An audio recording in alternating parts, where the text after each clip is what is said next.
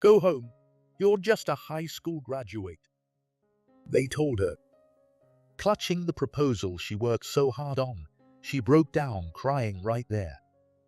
She had gone to the main office but returned in just 30 minutes, confessing the terrible treatment she received from the planning department.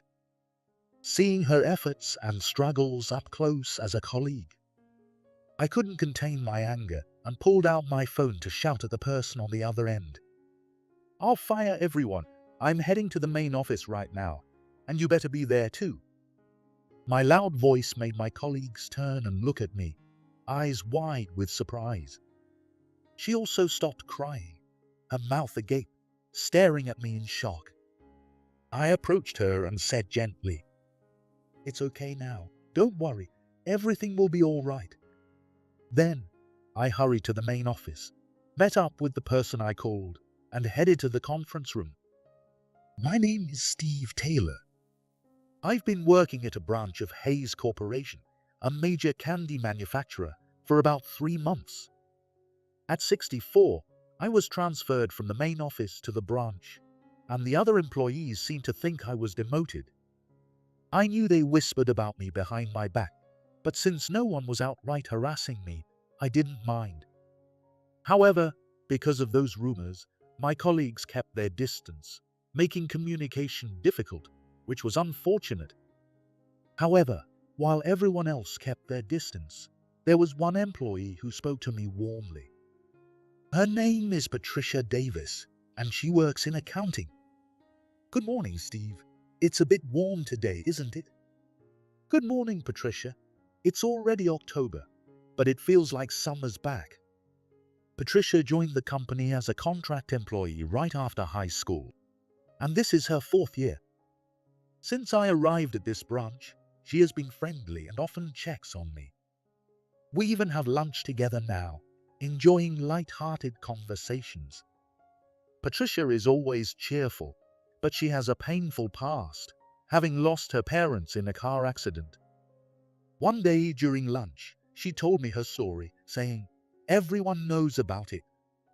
According to her, her parents died in a car accident when she was in middle school, and she grew up in an orphanage. Hayes Corporation regularly donated sweets to the orphanage, and she eagerly looked forward to enjoying them. The people at the orphanage were kind, but I still felt down sometimes. But when I had Hayes sweets, I strangely felt better. Patricia studied bookkeeping at a commercial high school and joined Hayes in accounting, her dream job. Her eyes sparkled when she talked about Hayes sweets, showing how much she loved the company. One day, during our usual break time chat, she started sharing her ideas for new sweets she wished Hayes could produce. It was such an innovative idea that I couldn't help but express my surprise. "That's a great idea, Patricia. You have such a rich imagination. Your work in accounting is fantastic, but I think you'd be great in planning too." Patricia's face lit up with joy, and she hesitated before speaking.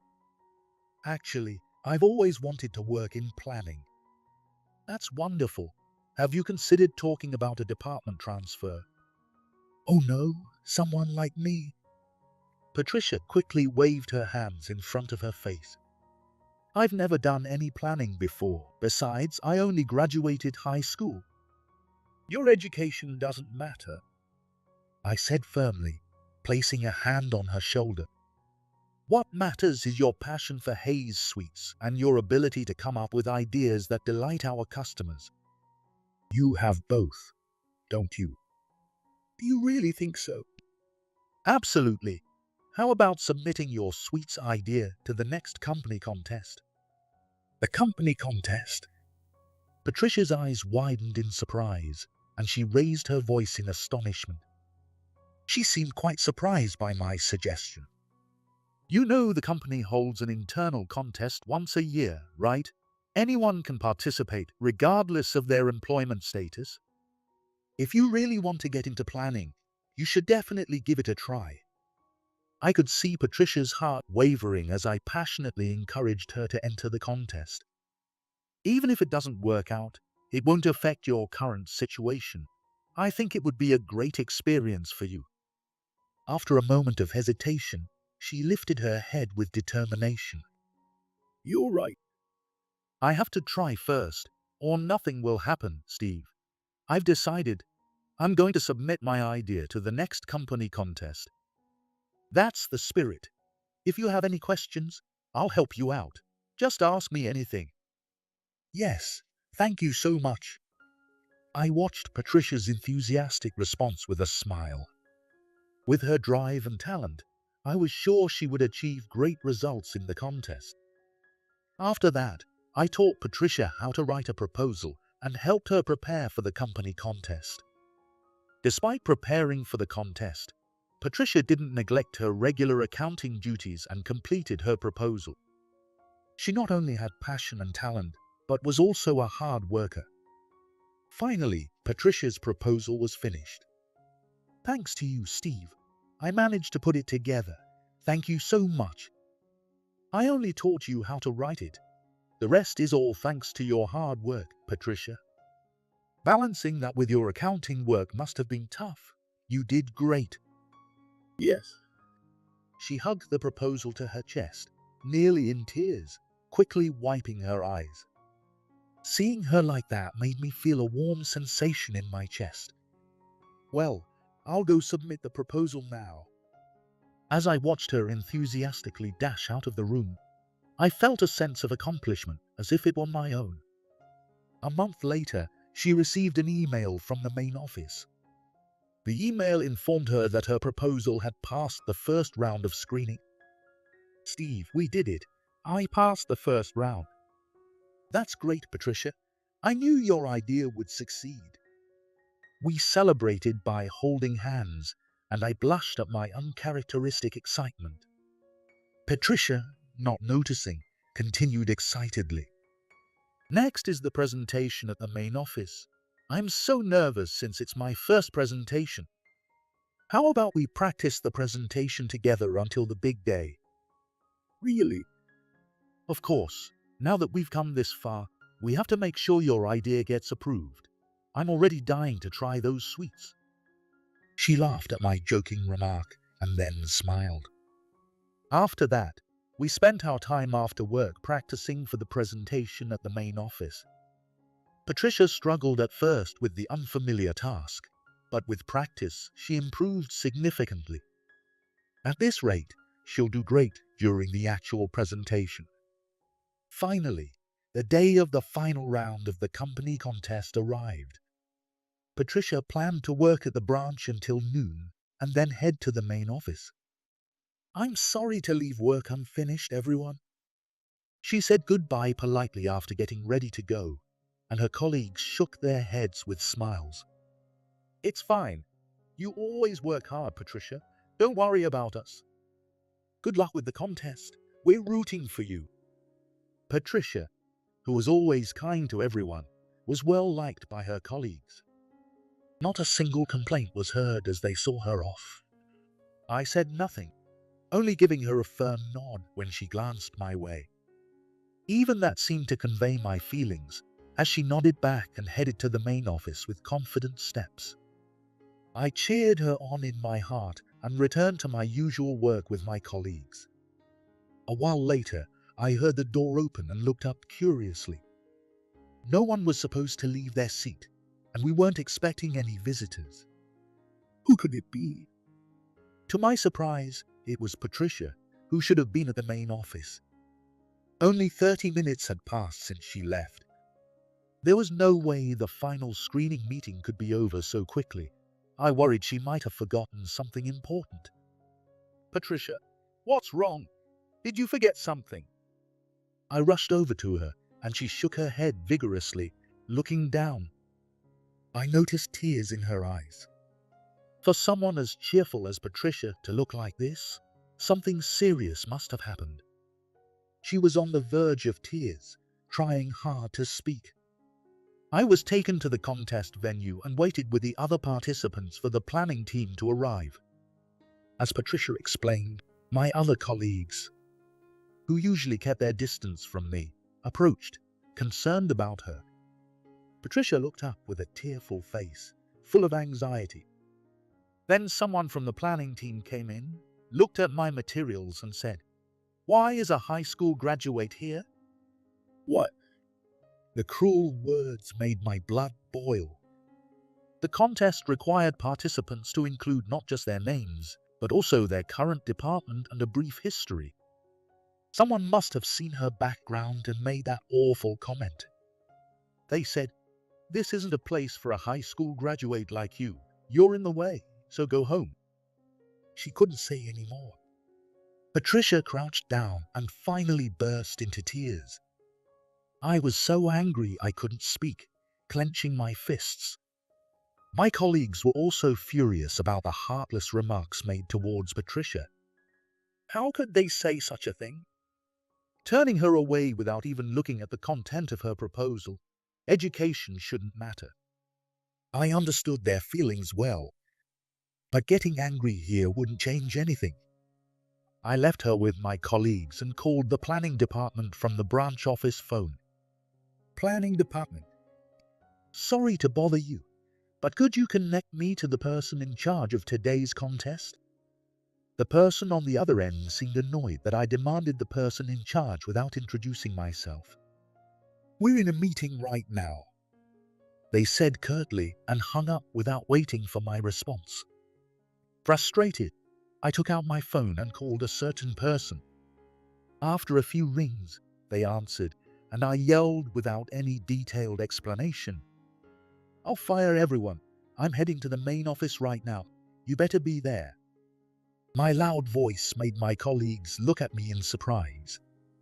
Patricia also stopped crying, her mouth agape, staring at me. I approached her and spoke gently. "Patricia, it's okay now. Don't worry. Everything will be fine. Sorry, everyone. I need to step out for a bit." My colleagues, still shocked, nodded stiffly like puppets, not saying a word. Patricia watched me leave with a stunned expression as I walked out angrily. I then hurried to the main office, met up with the person I called, and headed to the conference room. Without knocking, I barged in, causing the planning department employees to look at me suspiciously. Seeing an unfamiliar old man, one employee spoke up arrogantly. "What do you think you're doing? We're in the middle of an important meeting. Get out if you have no business here." As other employees were about to chime in, a man in his 40s hurried in behind me, looking flustered. When the employees saw him, they exclaimed, "President?" Yes, he was the president of Hayes and the person I had called earlier. "Chairman, what on earth is going on? You burst into the meeting room as soon as you arrived at the main office." "Chairman." The employees gasped in shock again at his words. They stared at me in disbelief. I took off my disguise, wig and glasses, revealing myself as the chairman of Hayes Corporation. Seeing my true identity, the employees let out stifled gasps. I scanned the room and clicked my tongue in irritation. "What on earth is going on here? Why are you all here?" The employees shrank back as I yelled at them, looking as fierce as a demon. However, they clearly had no idea why they were being scolded. I glared at them with a steely gaze and ordered them to bring all the contest proposals. One employee stood up and obsequiously brought over a stack of proposals. His name tag read Charles Moore. "Here you go, Chairman." I practically snatched the proposals from Charles and started flipping through them. No matter how much I searched, I couldn't find Patricia's proposal. Is this really all of them? Yes, every single one is a great proposal worthy of Hayes. He answered confidently, and I shot him a cold look. Just then, the conference room door was knocked, and a female employee entered, pushing a cart with tea. But the tea wasn't the only thing she brought. She quietly handed me a stack of tattered papers she had with her. I didn't miss the momentary look of panic on the faces of the employees. "And what is this?" "I found it in the trash. I thought it was one of the proposals for today's contest, so I brought it here." The proposal had Patricia's name on it. The fact that her hard work had been thrown away only fueled my anger. Unaware of my growing rage, Charles continued with a sycophantic expression. "Oh, that one must have slipped through the cracks. It's like a grade school essay, and we were puzzled as to why it even made it this far." Charles sneered as he spoke, and the surrounding employees chuckled in agreement. "Oh, a grade school essay, you say?" "Yes, it's a proposal written by a high school graduate. We thought it was a waste of time to review it. It would only disrupt the meeting, so we quickly disposed of it." Thinking my silence was agreement, Charles looked even more smug and continued to insult Patricia. People with low education levels clearly show their limits. To submit such a proposal without shame, high school graduates should stick to jobs that suit their capabilities. "I see, so that's your perspective, but I disagree. Well, I have reviewed this proposal myself." When I quietly interjected, his chatter stopped abruptly. "I found it to be a very original and excellent proposal. Unfortunately, it seems your opinion differs from mine." At my words, Charles's face turned pale. "Yes, you're right. I thought so too." Despite all the insults he had thrown at Patricia, he quickly changed his tune as soon as I praised the proposal. He started to grovel, desperately trying to explain himself. "Well, it's impressive that you recognize the value of this proposal, Chairman. I had my eye on it too, but others said it was a waste of time to consider a high school graduate's proposal, so..." As Charles tried to shift the blame, other employees jumped up from their chairs in anger. "What are you talking about? You were the one who said we shouldn't bother with a high school graduate's proposal." "Don't blame us." "Whoa, you all said the same thing as me. Don't pin this on me alone." I covered my face with my hand at the sudden and ugly argument that broke out. When did the quality of Hayes employees fall so low? Silence. Fed up with their endless bickering, I shouted at them. I then glared at the employees and spoke with a commanding tone. "If being a high school graduate is unacceptable, what about me, who only graduated from middle school? Does that disqualify me as chairman? I had started working at a small candy shop right out of middle school and had grown Hayes into a major candy manufacturer from there. This was a well-known story in the industry, and it was impossible for Hayes employees not to know it. The employees in the planning department seemed to finally remember this fact, looking startled and then falling into an awkward silence. I glanced at the president, who had been nervously fidgeting in the back, and let out a deep sigh. "I trusted you to handle things." The president, unable to respond, just hung his head in shame. Since becoming chairman and stepping down from active duty, I had focused on charitable work. I entrusted the company to the president and tried not to interfere too much. But now, this was the result. I heard some bad rumors about Hayes at the orphanages I run.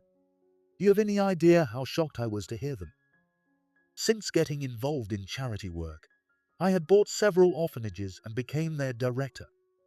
One of these orphanages was where Patricia spent her school years. Though I had never met Patricia, I knew from the staff that a girl from the orphanage was working at Hayes. One day, during my usual visit to the orphanage, I heard a surprising story from the staff.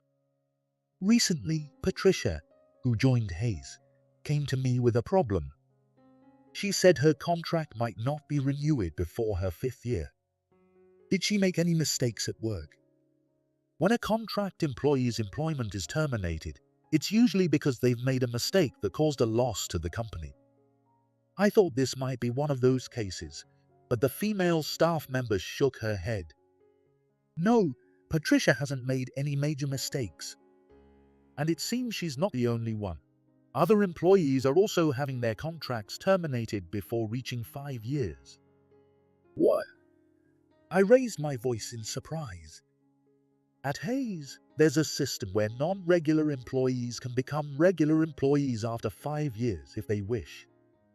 However, recently, it seems that non-regular employees are having their contracts terminated just before reaching the 5-year mark. I couldn't believe it, but the orphanage staff had no reason to lie. Moreover, lying wouldn't benefit them in any way. This meant that something bad was likely happening at Hayes, giving rise to these rumors. Had Hayes, the company I nurtured, changed while I was away?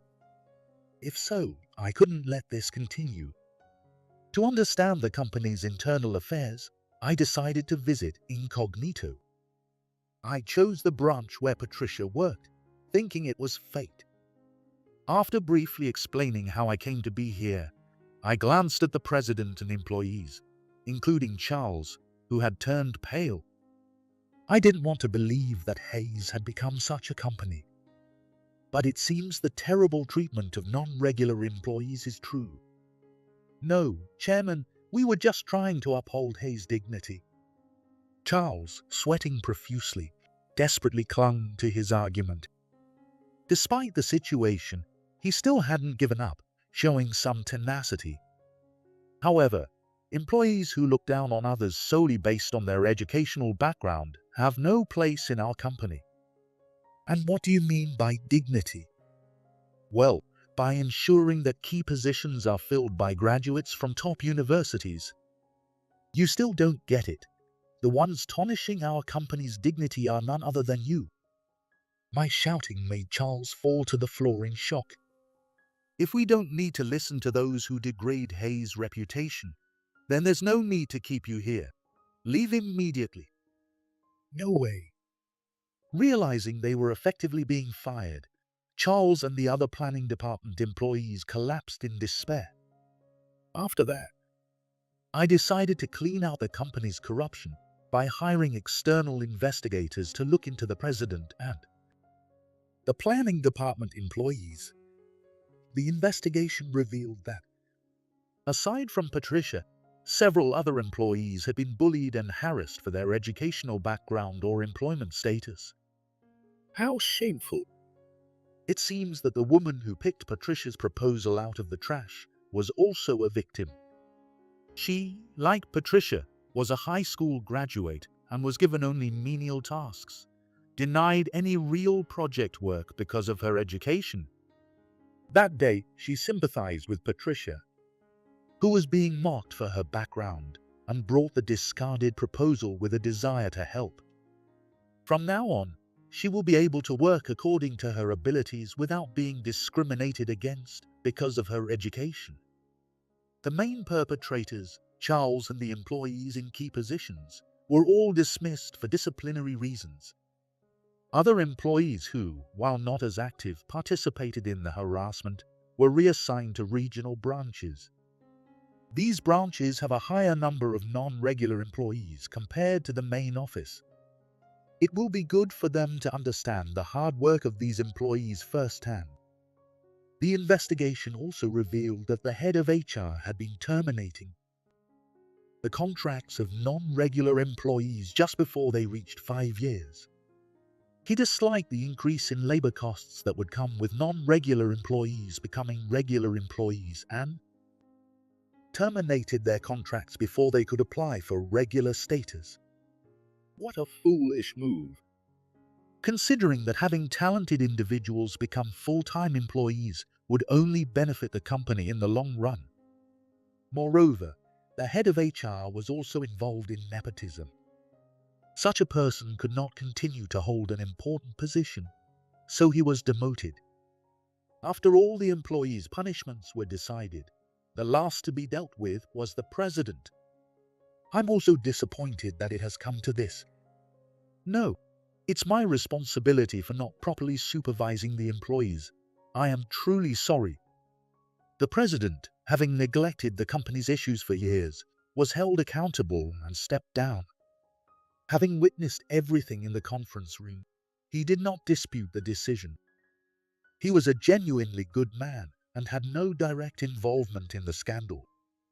If he had known about the harassment of non-regular employees, he would have addressed it long before I had to step in. However, he was so overwhelmed with his duties as president that he couldn't keep an eye on internal affairs. As president, he couldn't excuse himself by saying he was unaware of the employees' misconduct. He understood this well. Without making any excuses, he said bye to me and quietly left the company. However, I also bore some responsibility for not paying attention to the company's internal matters. Until a new president was appointed, I decided to return as interim president to thoroughly reform the company. I couldn't allow any more employees to suffer in the company I loved. I aimed to create a fair, transparent company where talents like Patricia could thrive. The internal contest was restarted, and participants were asked to resubmit their proposals anonymously. The requirement to include personal backgrounds and departments was abolished, ensuring a fair review process this time. President, this is the proposal that was ultimately selected in the contest. Please take a look. The employee handed over the proposal, which of course had no name on it. However, after flipping through just a few pages, I knew exactly whose it was. There was no mistaking it. It was Patricia's proposal. After thoroughly reading the proposal, I handed it back to the employee and said with a smile, "This is an excellent proposal. I'm looking forward to seeing this candy become a product." In between my duties as president, I visited the children at the orphanage. "We're making a new candy at Hayes. When it's ready, I'll bring some here." "Yay, hooray." "What kind of candy is it?" "That's a secret. You'll have to wait and see." Watching the children laugh and look forward to it brought a smile to my face as well. Imagining these kids enjoying the candy Patricia had created filled me with warmth and joy.